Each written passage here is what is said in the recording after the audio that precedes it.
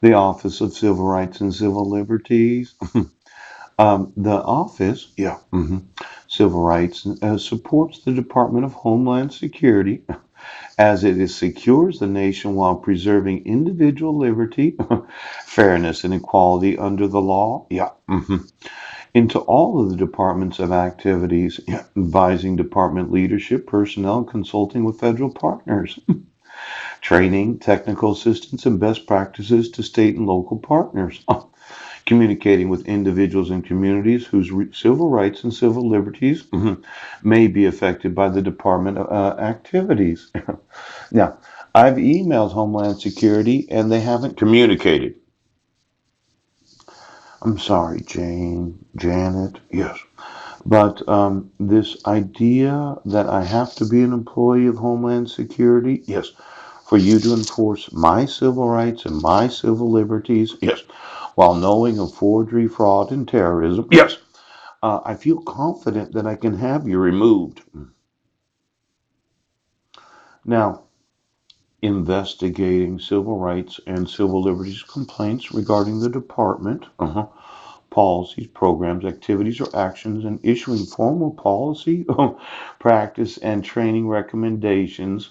Now, the EEO programs are promoting workforce diversity and merit system principles. Yeah. Now, I know that you thought that I had to be an employee of Homeland Security, but I don't. Yeah.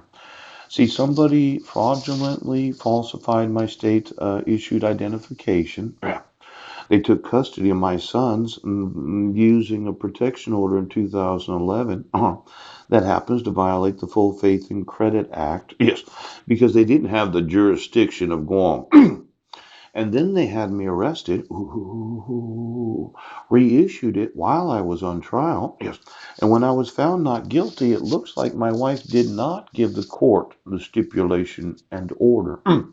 Then they fraudulently issued a dissolution of marriage without the jurisdiction of the United Nations and without the enforcement of the Full Faith and Credit Act of the United States. And then when I inform law enforcement, they don't seem to think that it violates what's known as civil liberties and civil rights. Now, for the employees right now, Janet, uh, did did Jessica get a Braille copy of the dissolution of marriage? Yeah.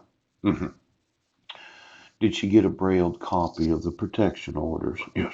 hmm Did she understand that when they admitted to the court the declaration of my non-biological stepdaughter? Yes.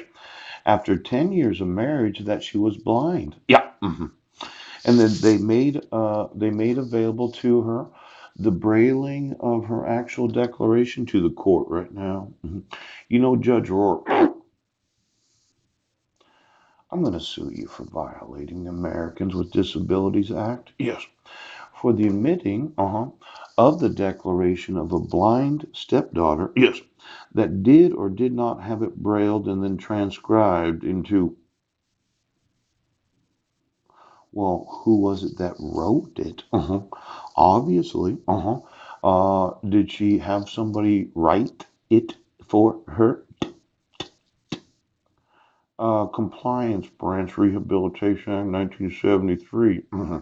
The CRCL received over 2,000 allegations with resulting in 500 complaint investigations. So, now, there was numerous other documents involving the civil rights. Yeah.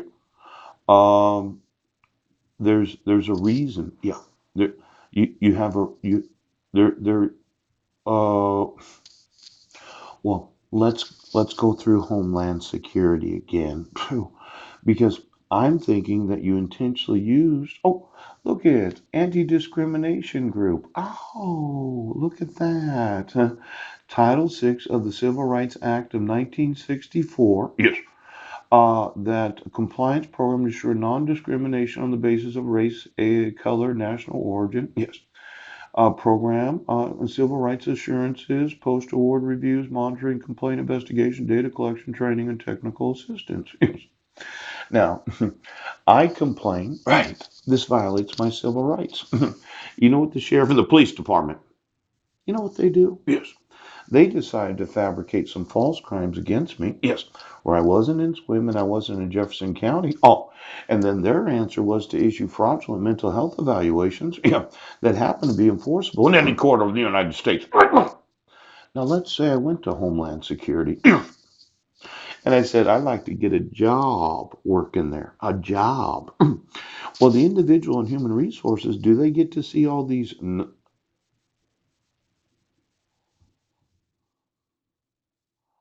Well,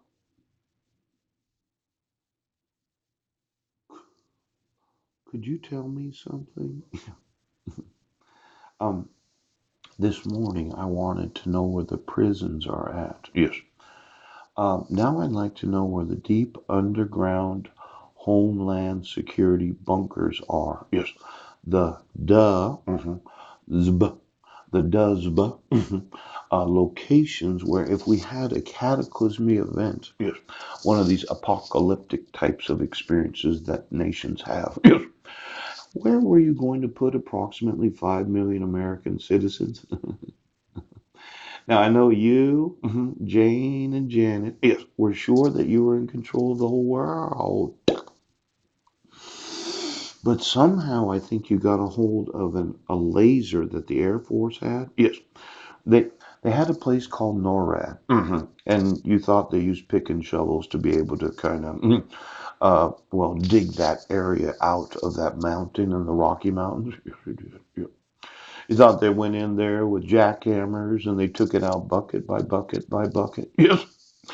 But they rented the place out to the Stargate Company for the making of that show. Yes. But somehow I think that Janet and Jane, yes, got a hold of one of these Air Force lasers. Yes, yes, yes. Where they make these deep underground military bunkers. Right, right, right. And you thought, well, we might as well set up some underground cities for the end of the world. Yes. We're going to invite millions of American citizens to live there for X number of hundreds of years. And Homeland Security is going to rule and reign underneath the United States of America. Now, Janet, Jane, where are your deep underground Homeland Security bunkers, the Duzabuzz, where you decided to use the Air Force's technology?